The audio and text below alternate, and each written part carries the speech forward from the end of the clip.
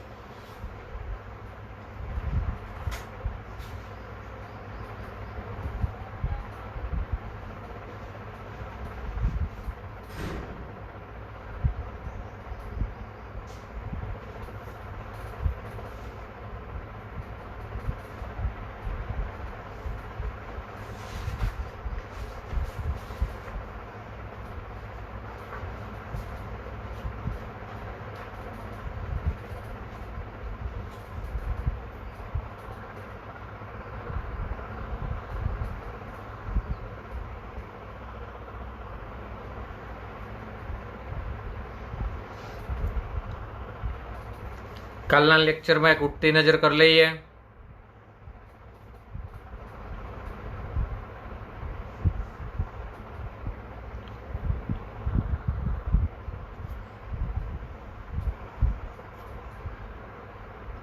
એક જ મિનિટ હો.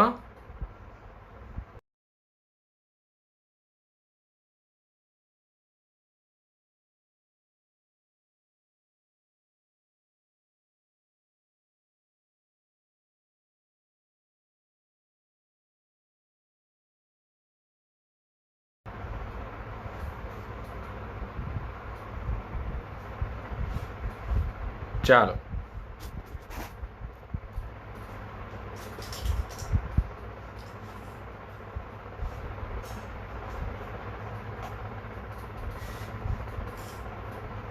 વાત કરવી છે ઓક્સાઇડ ઓફ નાઇટ્રોજન. તો ઓક્સાઇડ ઓફ નાઇટ્રોજન, નાઇટ્રોજનના ઓક્સાઇડ 6 જોયા.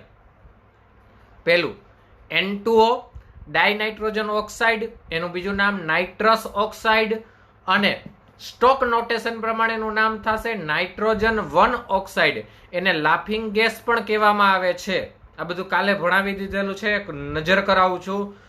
એમોનિયમ નાઇટ્રેટને ગરમ કરતા N2O પ્લસ H2O મળે.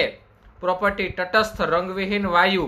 સ્ટ્રક્ચર એનું સંસ્પંદન બંધારણ, આકાર કેવો? રેખીય. ત્યારબાદ NO નો નથી હો, નાઇટ્રોજન મોનોક્સાઇડ અથવા એને કહેવાય નાઇટ્રિક ઓક્સાઇડ. સ્ટોક નોટેશન પદ્ધતિ પ્રમાણે નાઇટ્રોજન 2 ઓક્સાઇડ, કારણ કે નાઇટ્રોજનનો ઓક્સિડેશન આંક +2 થાય એટલે. સોડિયમ નાઇટ્રેટની આયરન સલ્ફેટ અને H2SO પરની હાજરીમાં પ્રક્રિયા કરતા iron sulphate, sodium hydrogen sulphate અને 2 મોલ નાઇટ્રોજન મોનોક્સાઇડ અથવા નાઇટ્રિક ઓક્સાઇડ છૂટો પડે છે. એ કેવો સ્વભાવે? તટસ્થ, રંગવિહીન અને વાયુ. એનું સ્ટ્રક્ચર અને એ કેવો આકાર ધરાવે? રેખીય. ત્યારબાદ N2O3 ડાયનાઇટ્રોજન ટ્રાયોક્સાઇડ, N2O3 ડાયનાઇટ્રોજન ટ્રાયોક્સાઇડ અથવા નાઇટ્રોજન 2 ઓક્સાઇડ. નાઇટ્રોજન 2 ઓક્સાઇડ કઈ રીતે બનાવી શકાય? નાઇટ્રિક ઓક્સાઇડની ડાયનાઇટ્રોજન ટેટ્રોક્સાઇડ સાથે પ્રક્રિયા. જો કેટલા તાપમાને? 250 કેલ્વિન તાપમાને. કેટલા? 250 કેલ્વિન તાપમાને બાય પ્રોડક્ટ મળશે ડાયનાઇટ્રોજન ટ્રાયોક્સાઇડ. બાય પ્રોડક્ટ મળશે ડાયનાઇટ્રોજન ટ્રાયોક્સાઇડ. પ્રોપર્ટીઝ કેવી? એસિડિક, વાદળી રંગનો ઘન પદાર્થ. વાદળી રંગનો ઘન પદાર્થ. સ્ટ્રક્ચર સમતલીય. NO2 nitrogen dioxide, nitrogen 4 oxide. Preparation lead નાઇટ્રેટને 673 કેલ્વિન થી ઊંચા તાપમાને ગરમ કરવામાં આવે. 4 mall NO2, 2 mall lead oxide અને 2 મોલ O2 મળે. Properties acidic. જો આ એસિડિક વાદળી રંગનો ઘન પદાર્થ પૂછાઈ શકે જીનીટમાં. આ એસિડિક અને કથાઈ રંગનો વાયુ, એસિડિક અને કથાઈ રંગનો વાયુ, આકાર કોણીય, N2O4 ડાયનાઇટ્રોજન ટેટ્રોક્સાઇડ અથવા નાઇટ્રોજન 4 ઓક્સાઇડ. તો જો બે જગ્યાએ પ્રશ્ન થાય કે આઈ નાઇટ્રોજન 4 ઓક્સાઇડ, આઈ નાઇટ્રોજન 4 ઓક્સાઇડ, નાઇટ્રોજન ઓક્સાઇડ પૂછ્યું હોય તો લખવું શું? તો નાઇટ્રોજન ઓક્સાઇડ ખાલી પૂછ્યું હોય નાઇટ્રોજન 4 ઓક્સાઇડ તો લખવાનું શું? NO2. પણ નાઇટ્રોજન 4 ઓક્સાઇડ અને લખ્યું હોય ડાઈમર તો લખવાનું થાય ડાઈ નાઇટ્રોજન ટેટ્રોક્સાઇડ. તો લખવાનું થાય ડાઈ નાઇટ્રોજન ટેટ્રોક્સાઇડ. ઓકે,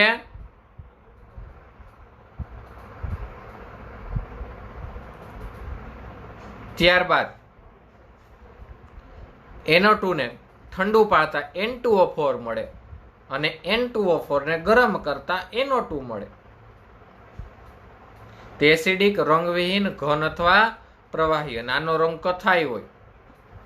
એ તો અહીંયા જ ખબર પડી ગઈ. જુઓ, કથાઈ રંગનો વાયુ. એમાં મેં કાંઈ રોકેટ સાયન્સ નથી તમને ભણાવી દીધું. જે છે એ અહીંયા જ છે.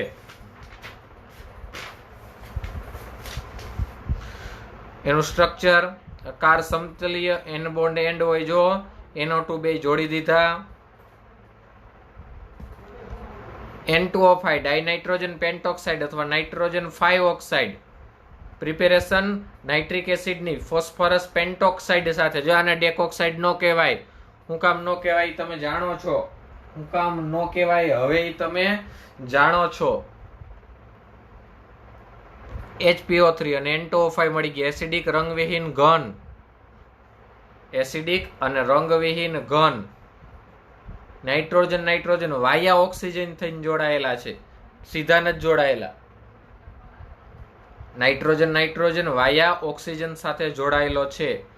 NO2 માં નાઇટ્રોજન પરમાણુ એકલ ઇલેક્ટ્રોન ધરાવે, તેથી તે વિશિષ્ટ વિષમ અણુ તરીકે વર્તે.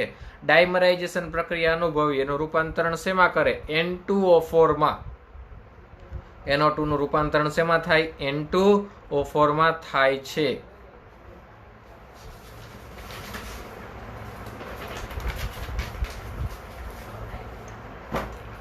એના પછી oxo acid of nitrogen. Oxo acid of nitrogen એમાં H2N2O2 એટલે હાઇપોનાઇટ્રસ એસિડ, HNO3 એટલે નાઇટ્રિક એસિડ, HNO2 એટલે નાઇટ્રસ એસિડ અને HNO4 એટલે પેરોક્સીનાઇટ્રિક એસિડ. મેં તેમાં એક વાત કાલે કીધી હતી કે ઇતિહાસમાં અત્યાર સુધીમાં કોઈ પણ પરીક્ષા લઈ લ્યો તમે, એમાં નાઇટ્રિક એસિડમાંથી પ્રશ્ન પૂછાય અને પૂછાય જ. નાઇટ્રિક એસિડમાંથી પ્રશ્ન ન પૂછાય એવું ક્યારેય બને જ નહીં. અને પછી તમારા ભાગ્ય. નાઇટ્રિક એસિડમાંથી પ્રશ્ન ન પૂછાણો હોય એવું ક્યારેય કદી ન બને. એવી ઘટના શક્ય ન બને.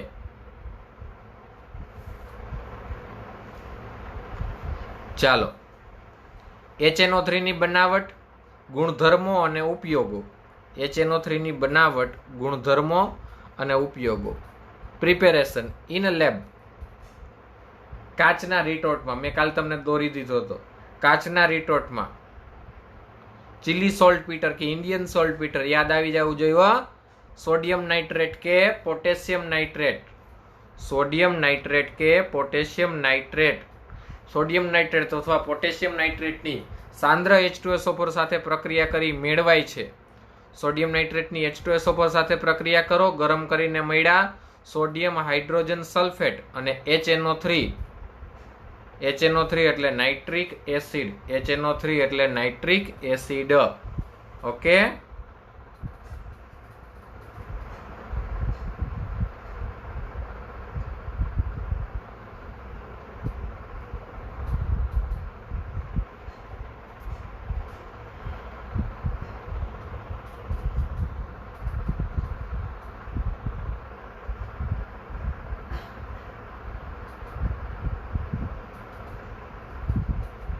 ચલો અહીંયા જુઓ.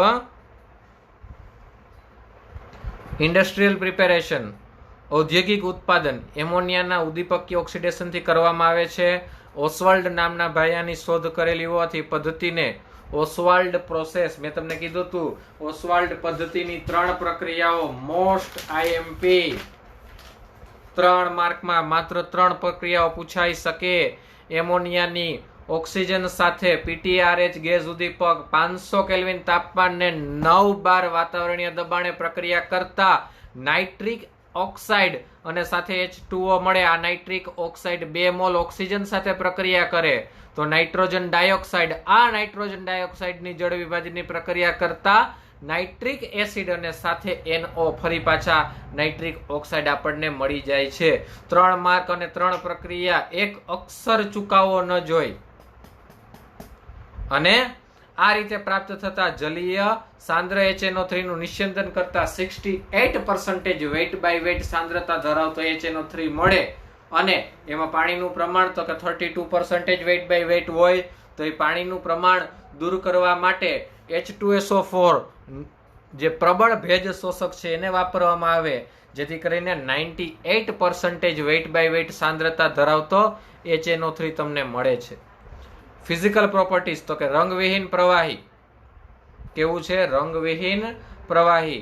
231.4 કેલ્વિન ઠાર બિંદુ, 355.6 કેલ્વિન ઉત્કલન બિંદુ. એની ઘનતા યાદ રાખજો, મેં કીધું હતું 1.504 ગ્રામ પ્રતિ ml કામ આવશે. ઇનલેબ વપરાતો HNO3 68% વેઇટ બાય વેઇટ સાંદ્રતા ધરાવતો હોય. 68% વેઇટ બાય વેઇટ સાંદ્રતા ધરાવતો હોય. તો તમને એમ થાય સાહેબ આ 98 ક્યાં ઉપયોગી? તો તમને એમ થાય કે સાહેબ આ 98 નો ક્યાં ઉપયોગ થાય? તો તમને આપેલું જે 98 છે એ 98 નો આપણે ઉપયોગ કરવાનો થાય મેડિકલ ફિલ્ડમાં. ક્યાં ઉપયોગ કરવાનો થાય? મેડિકલ ફિલ્ડમાં.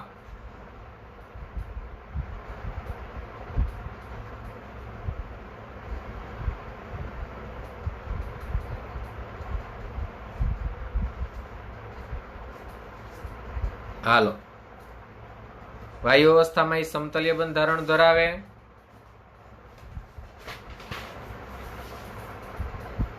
કેમિકલ પ્રોપર્ટીઝ, સ્ટ્રોંગ એસિડ છે એ ખબર જ છે આપણને. ઓક્સિડાઇઝિંગ એજન્ટ, જે અગત્યનું હતું, કાલે મેં તમને કીધું હતું ને ફરી પાછું આજે કહું છું.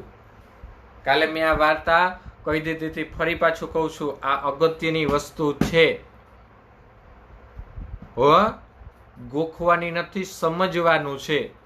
ગોખવાનું નથી, સમજવાનું છે.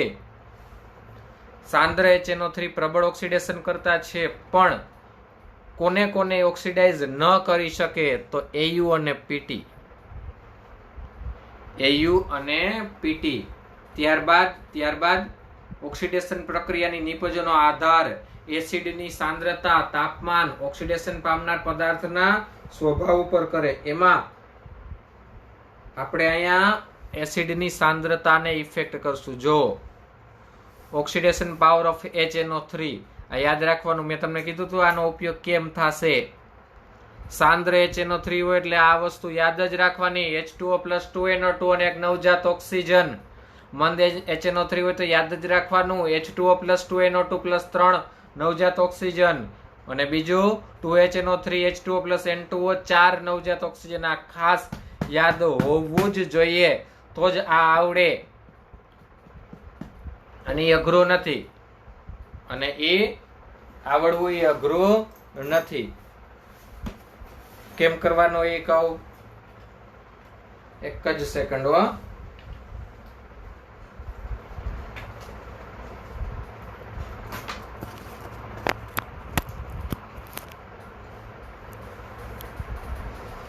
ચાલો, પેલા Zn ની સાંદ્ર HNO3 સાથે પ્રક્રિયા. તો પેલા કાંઈ ન કરાય, સાંદ્ર HNO3 લખ નખાય. લેખા 2HNO3 એનું વિભાજન કરી નાખો, H2O + 2NO2 + નવજાત ઓક્સિજન. હવે ઝિંકની ઓક્સિજન સાથે પ્રક્રિયા, તો મળશે મને ઝિંક ઓક્સાઇડ. આ ઝિંક ઓક્સાઇડની ફરી પાછા 2 મોલ HNO3 સાથે પ્રક્રિયા. તો જેટલું ઉડતું હતું એટલું ઉડાડી દેવાનું, પણ અહીં પ્રક્રિયા પૂરી કરીને મળશે ઝિંક નાઇટ્રેટ અને H2O. હવે જો ઓક્સિજન વયા ગયા, ઝિંક ઓક્સાઇડ વયા ગયા. ડાબી બાજુ જમણી બાજુ શું વધ્યા? Zinc 4HNO3. અહીં વધ્યા ઝિંક નાઇટ્રેટ 2NO2 અને 2H2O. પ્રક્રિયા પૂરી. બધી પ્રક્રિયાઓ આ જ રીતે છે. જો એમાં કાંઈ નવું નથી હો.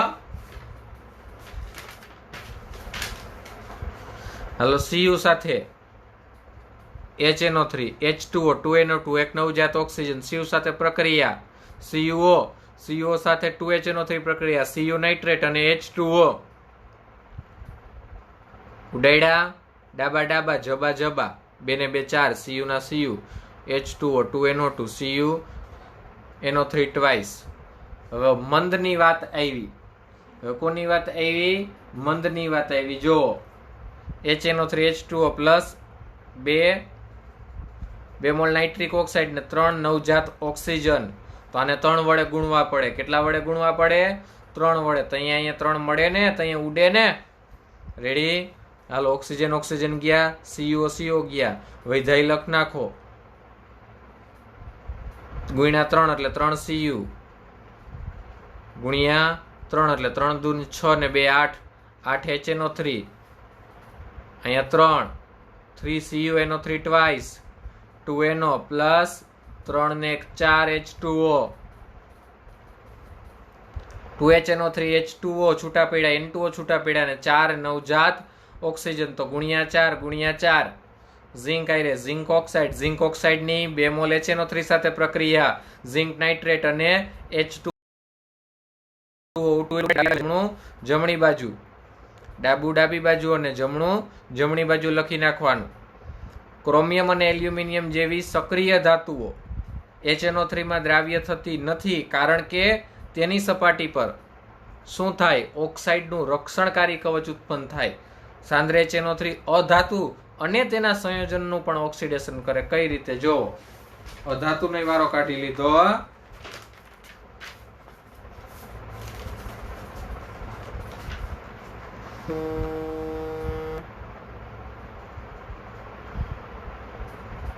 Carbon two carbon dioxide HNO3 H2O 2NO2 અને નવજાત ઓક્સિજન CO2 ની H2O સાથે પ્રક્રિયા H2CO3. રેડી? ઉડતું એટલું ઉડાડી દો. વધે આ બાજુ ડાબા બાજુ જબા બાજુ. S82 H2SO4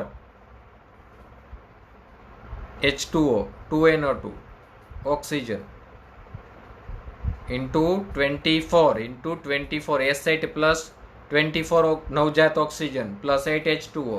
તો 8 H2SO4. હાલો, S8 48 24 ગુણ્યા 2 48 HNO3 8 H2SO4 48 NO2 24 ગુણ્યા 48 અને 16 H2O અને 16 H2O. રેડી?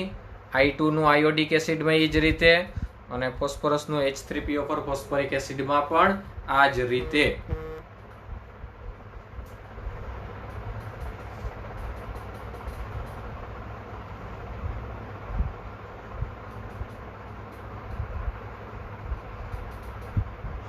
ઓકે.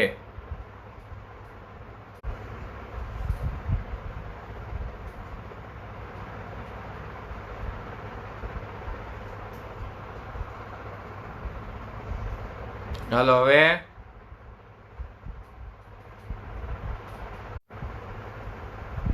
ક્લિયર?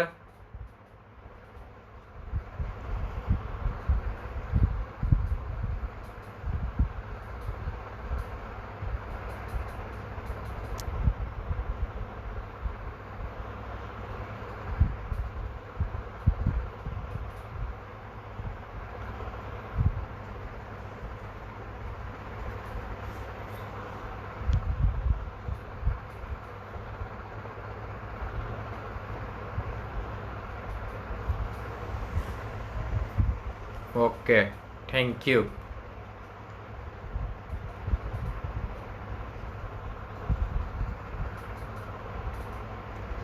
તો હાલ અહીંયા સુધી કઈ વાત થઈ? કાલે ભણાવ્યા હો. આ વાત થઈ કાલ સુધીમાં મેં ભણાવ્યું એ. ઓકે, ચાલો હવે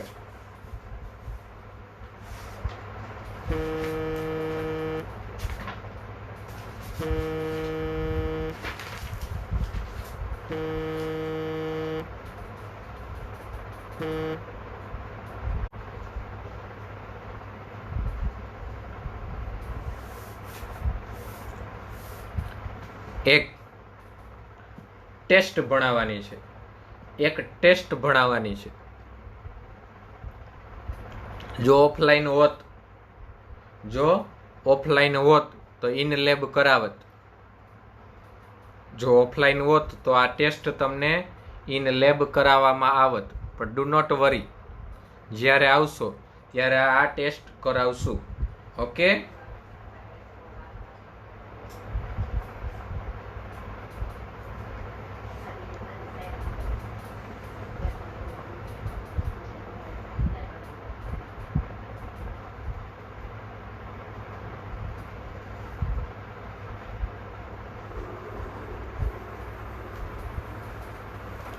આ ટેસ્ટનું નામ છે રિંગ ટેસ્ટ.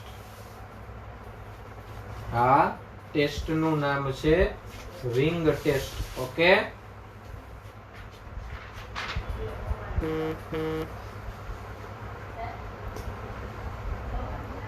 શું વાત કરું જો? શું વાત કરું જો?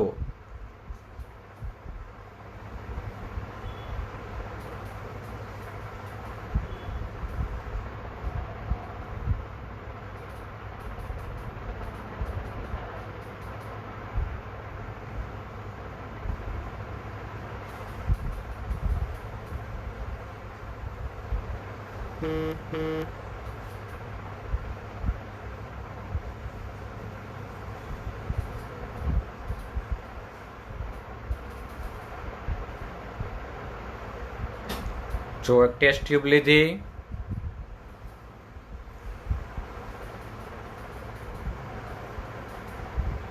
આ ટેસ્ટ ટ્યુબમાં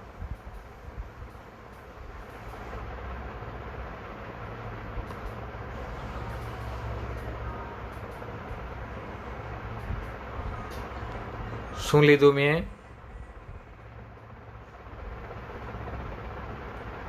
FeSO4.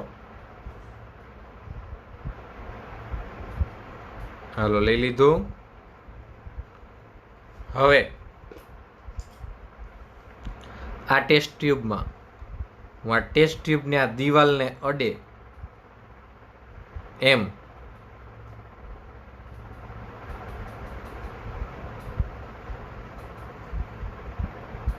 સાંદ્ર HNO3 ઉમેરું છું. આ ટેસ્ટ ટ્યુબની દિવાલને અડે એમ હું સાંદ્ર HNO3 એમાં ઉમેરું છું. તો એ સાંદ્ર HNO3 જ્યારે અહીંયા સપાટીમાં આવશે,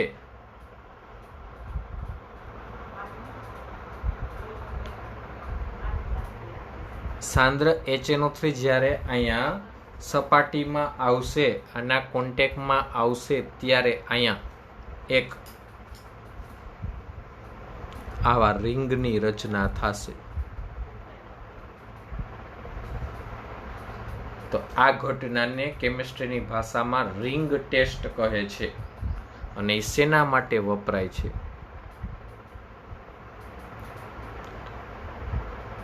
NO3 -1 આયનની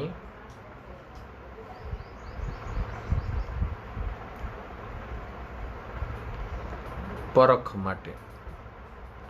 NO3 -1 આયન એટલે નાઇટ્રેટ આયન. શું થશે? Nitrate ion. નાઇટ્રેટ આયનની પરખ માટે, નાઇટ્રેટ આયનની પરખ માટે આ વાપરવામાં આવે છે. નાઇટ્રેટ આયનની પરખ માટે આનો ઉપયોગ થાય છે. ઓકે, બસ આ જ અહીં લખવાનું છે. આ મેં તમને અહીંયા સમજાવ્યું ઇન લેબમાં. હવે એ આપણે અહીંયા એ રજૂ કરવાનું છે.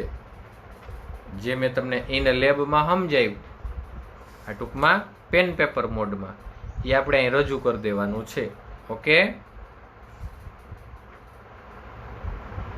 ચાલો જો હું લખું છું.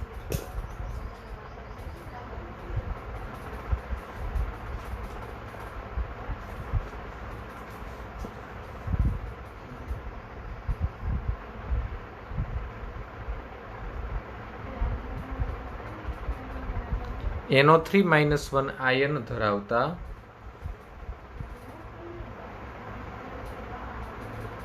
જલીય દ્રાવણની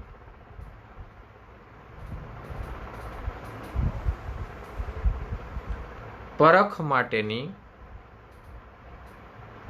કસોટી.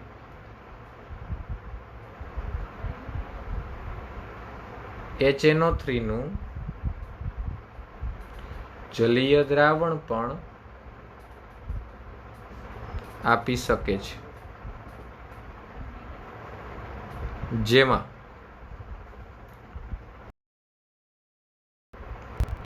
આયન વડે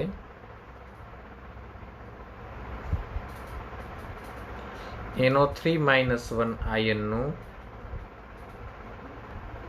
નાઇટ્રિક ઓક્સાઇડમાં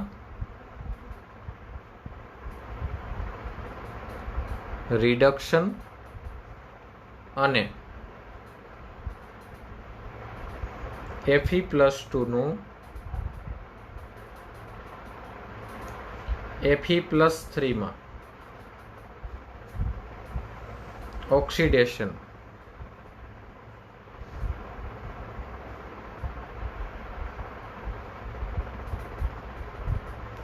એસિડિક મીડિયમમાં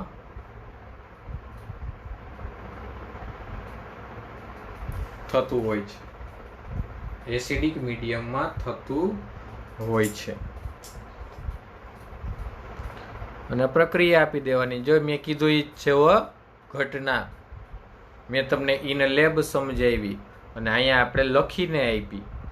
અહીંયા આપણે ઘટના લખીને આપી. હવેનું રિએક્શન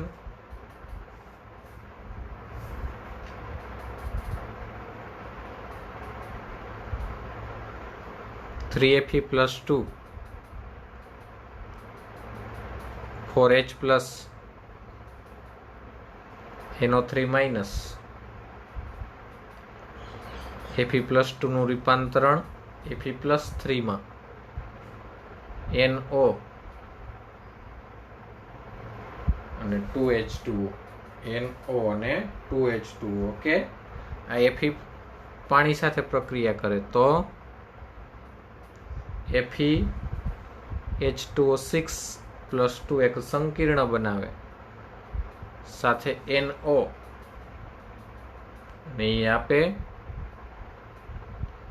FeH2O5. એક H2O દૂર થયો જુઓ અને NO એમાં જોડાય અને એક H2O દૂર થયો. 6 હતા જુઓ, એમાં એક H2O દૂર થયો, એની જગ્યાએ NO જોડાય અને આ મળશે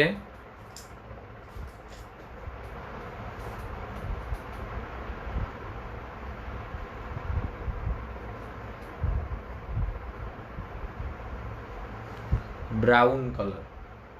મળશે બ્રાઉન કલર અને એનું નામ છે, ખૂબ મોટું નામ છે,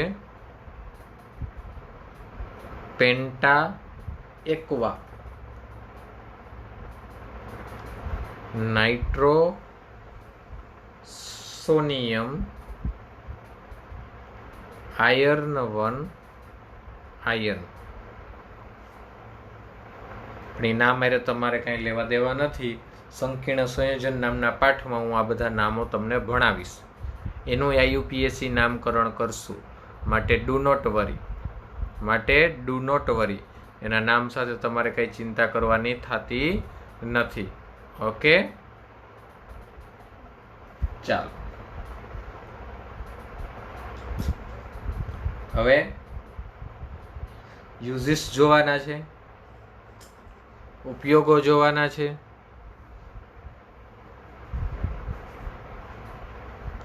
HNO3 ના યુઝિસ જોવાના છે. તો શેમાં ઉપયોગ? તો કે નાઇટ્રોગ્લિસરીન, ટ્રાઇનાઇટ્રોટોલ્યુઇન જેવા વિસ્ફોટકોની બનાવટમાં નાઇટ્રોગ્લિસરીન અને ટ્રાઇનાઇટ્રોટોલ્યુઇન જેવા વિસ્ફોટકોની બનાવટમાં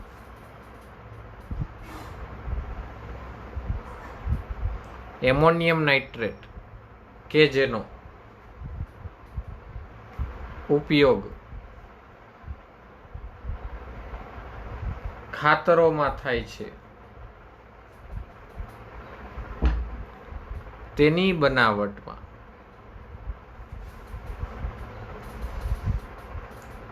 ત્યારબાદ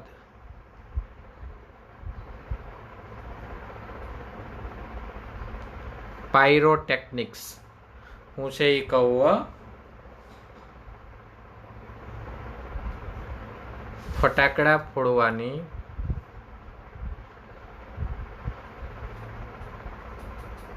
સલામત રીત, ફટાકડા ફોડવાની સલામત રીત પાયરોટેકનિક્સમાં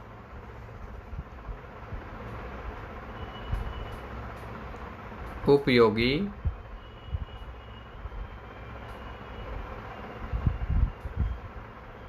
નાઇટ્રેટ કમ્પાઉન્ડની બનાવટમાં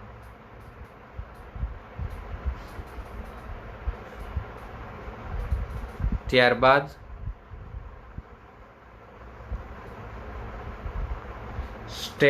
સ્ટેનલેસ સ્ટીલના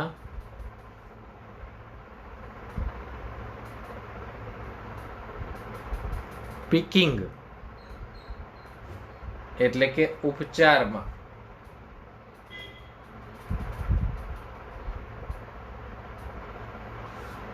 આ પીકિંગ એટલે શું? તો જો અહીં લખું છું, આ પીકિંગ એટલે શું, એનો અર્થ શું? A metal surface treatment to remove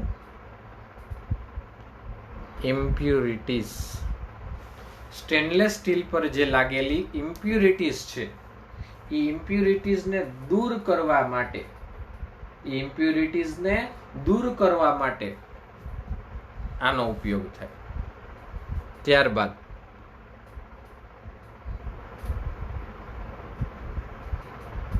ધાતુઓના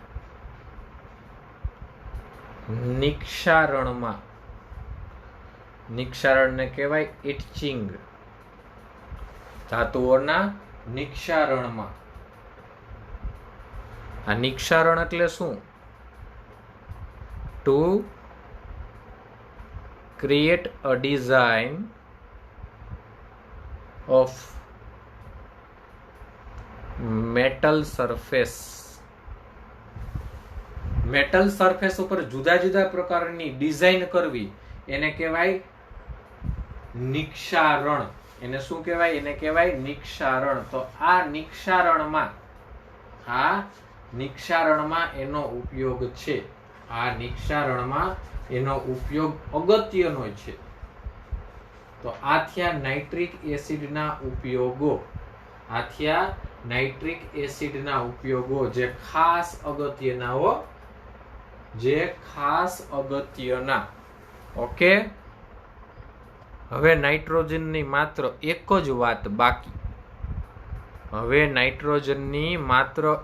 વાત બાકી. ઈ શું? એટલે કે નાઇટ્રોજનનું તેના સમૂહના અન્ય તત્વોથી જુદાપણું. બાકી અહીંયા નાઇટ્રિક એસિડ પૂરું. અહીંયા નાઇટ્રિક એસિડનું કામ પૂરું. હવે બાકી શું એના વિશે વાત કરીએ.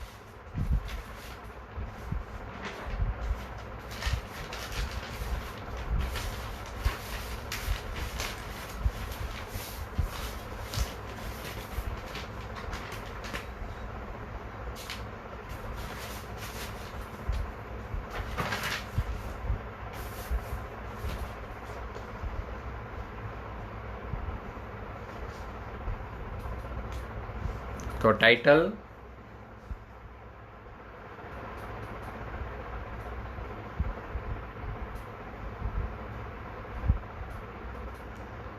નાઇટ્રોજનનું તેના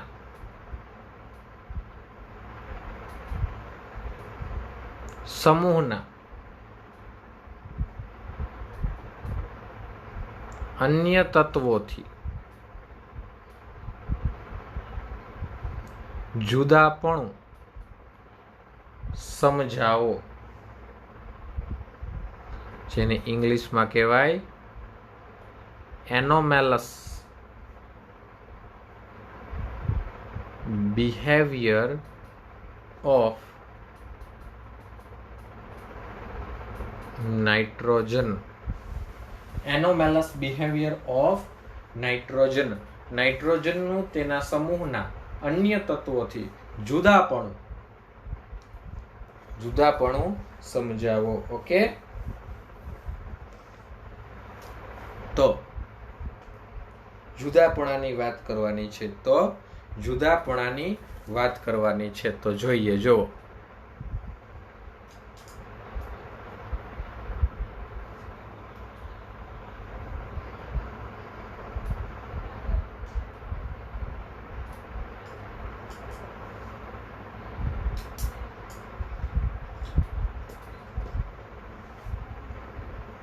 એમાં પહેલું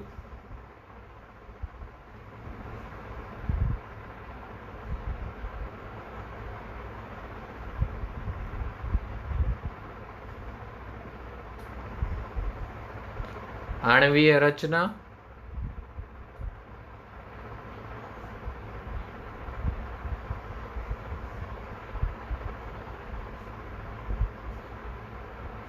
અને ભૌતિક અવસ્થા.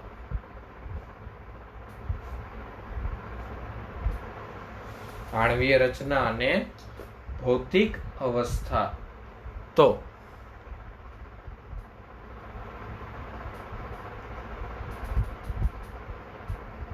નાઇટ્રોજન દ્વિપરમાણવીય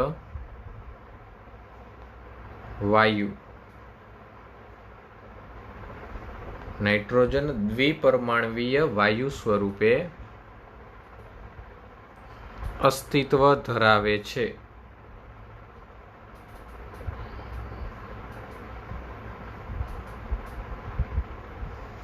નાઇટ્રોજન દ્વિપરમાણવીય વાયુ સ્વરૂપે અસ્તિત્વ ધરાવે છે જ્યારે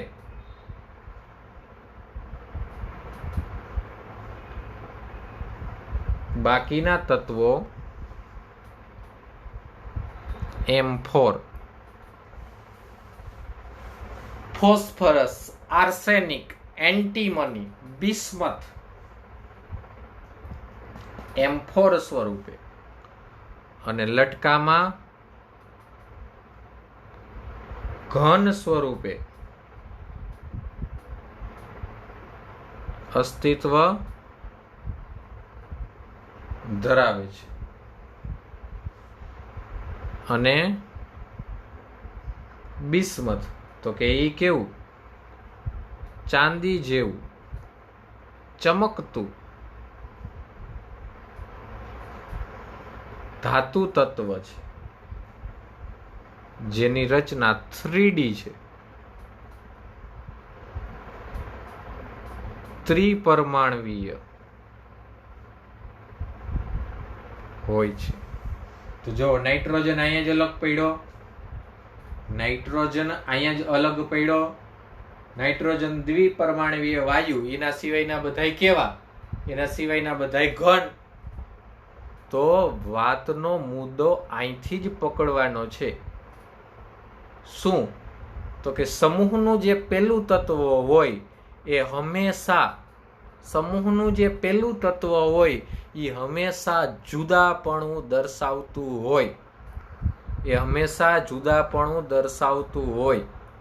ઓકે, સમૂહનું જે પહેલું તત્વ હોય હંમેશા જુદાપણું, અલગપણું દર્શાવતું હોય. ખાસ ધ્યાન રાખવું, આ વાતનું ખાસ ધ્યાન રાખવું. ત્યારબાદ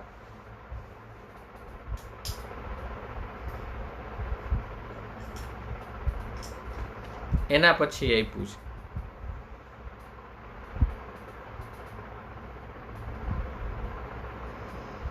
છે એલોટ્રોપ્સ, અપર રૂપો. શું કે અપર રૂપો?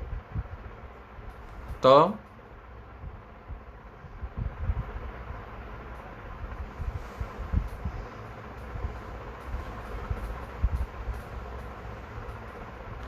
Nitrogen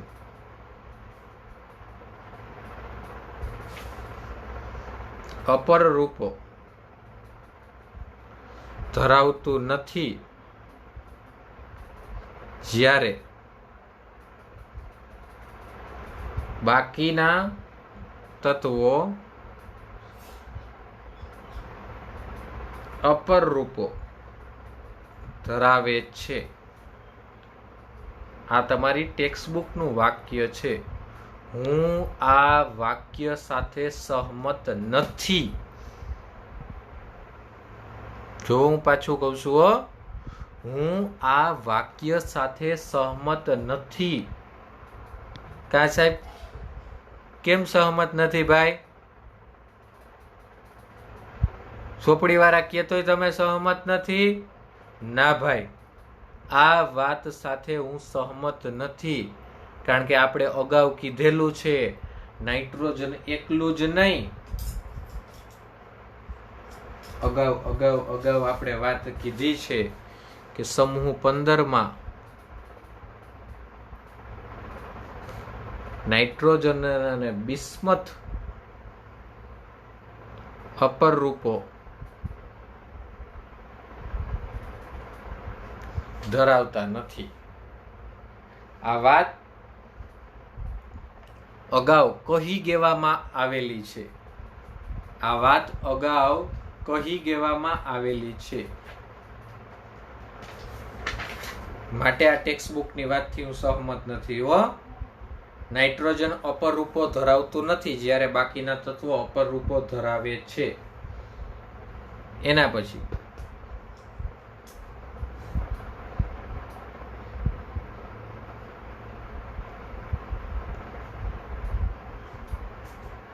oxide.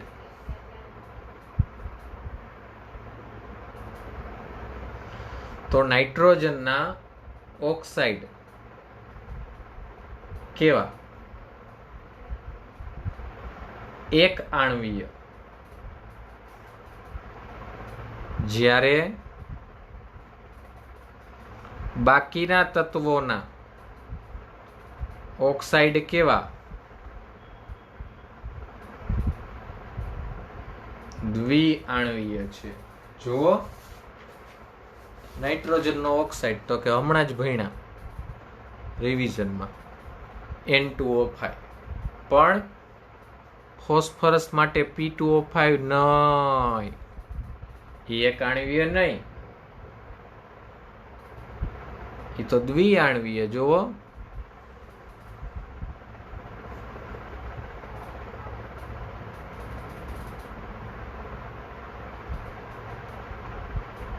દ્વિઆણ્વીય, એક જ આણ્વીય. જુઓ, આ ફેર અહીંયા જોવા મળે છે.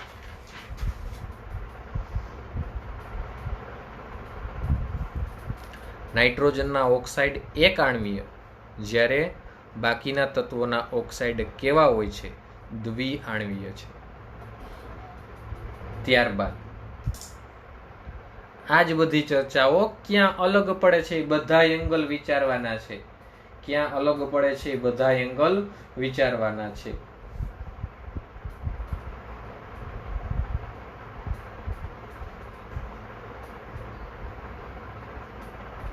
હાઇડ્રાઇડ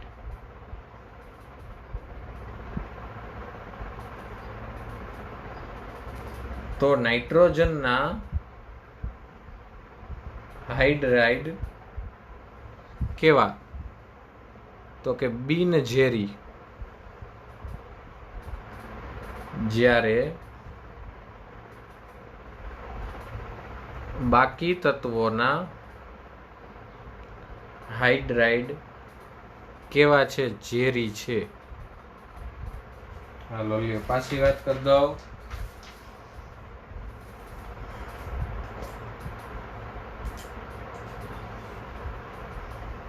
નાઇટ્રોજનનો હાઇડ્રેટ એટલે NH3. તો NH3 સૂંઘતા નાકમાં બળતરા થાય પણ એ ટોક્સિક નથી હો. ઊંઘી લ્યો તો દીવા નો ઠરી જાય, એ ટોક્સિક નથી. અને ફોસ્ફીન,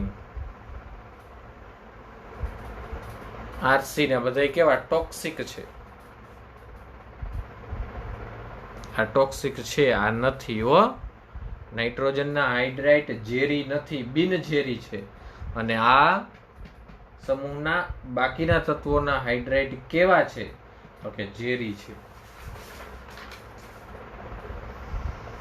અહીં વાત અટકતી નથી હો.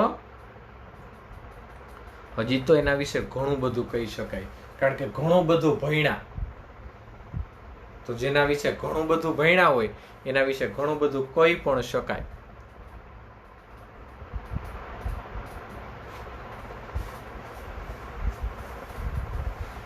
શું જોવો કહો?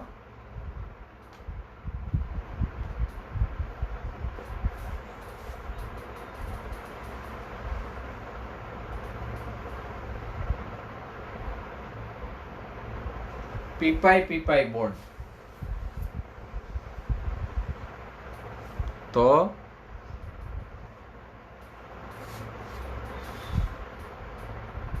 નાઇટ્રોજન પરમાણુના નાના કદ અને વધુ વિદ્યુત ઋણતાને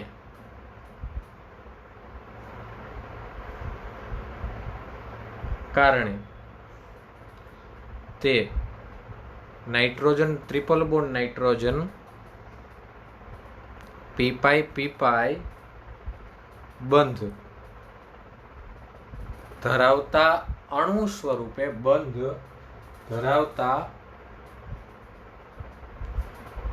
સ્વરૂપે તે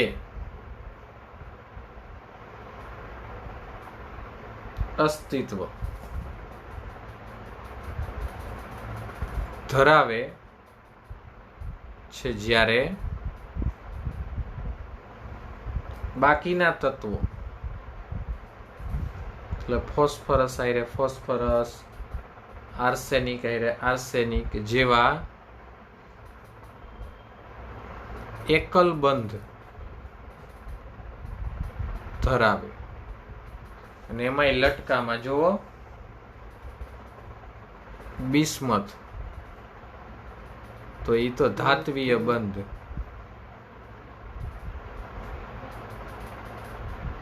મેટાલિક બોન્ડ ધરાવે, એ તો ધાત્વીય બંધ મેટાલિક બોન્ડ ધરાવે છે. ચાલો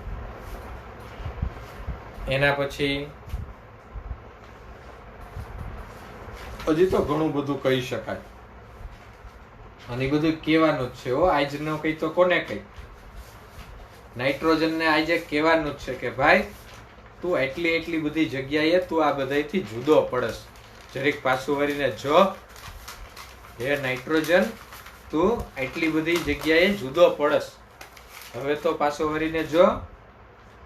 તો એ બધી વાતો આજે જ આપણે નાઇટ્રોજન ને સંભળાવવાની છે.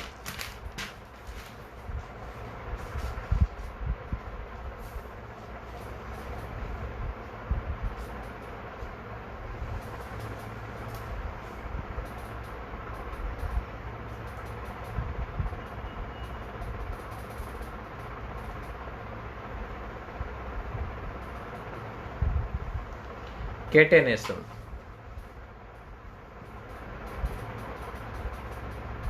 નાઇટ્રોજન એકલ બંધ, ફોસ્ફરસ એકલ બંધ કરતા નબળો છે. કેટેનેશન એટલે શું ખબર છે ને? જે તત્વ એ જ તત્વ સાથે નાઇટ્રોજન સાથે, કાર્બન સાથે, જે તત્વ એ જ તત્વ સાથે જોડાઈને જે બંધ બનાવે એને કેટેનેશન કહેવાય. જે તત્વ એ જ બંધ સાથે જોડાઈને બંધ બનાવે એને શું કહેવાય? કેટેનેશન. નાઇટ્રોજન નાઇટ્રોજન હારે જોડાવે તેને કેટેનેશન કહેવાય. કાર્બન કાર્બન હારે જોડાય એને કેટેનેશન કહેવાય.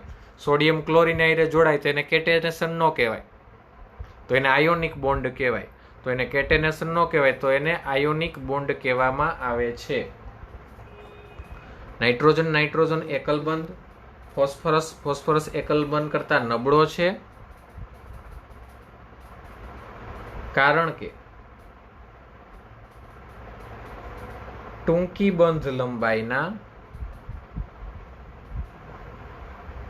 કારણે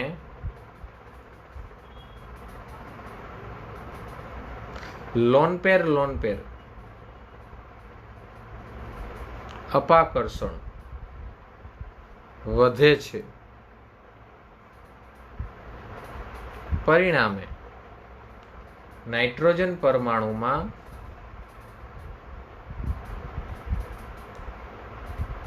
કેટેનેશન ગુણધર્મ કેવો? તો કે નબળો પડે છે. નાઇટ્રોજન નાઇટ્રોજન એકલ બંધ, ફોસ્ફરસ ફોસ્ફરસ એકલ બંધ કરતા નબળો, કારણ કે ટૂંકી બંધ લંબાઈના કારણે એલપી અપાકર્ષણ વધે. પરિણામે નાઇટ્રોજન પરમાણુમાં કેટેનેશન ગુણધર્મ કેવા થાય? તો કે નબળા પડે. અને એના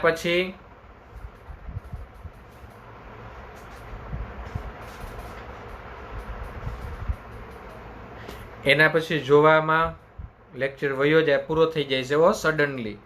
માટે 2 જ મિનિટના બ્રેક પછી ફરી પાછા મળીએ છીએ. ક્યાંય જવાની જરૂર નથી. 2 જ મિનિટના બ્રેક પછી ફરી પાછા મળીએ છીએ. ઓકે.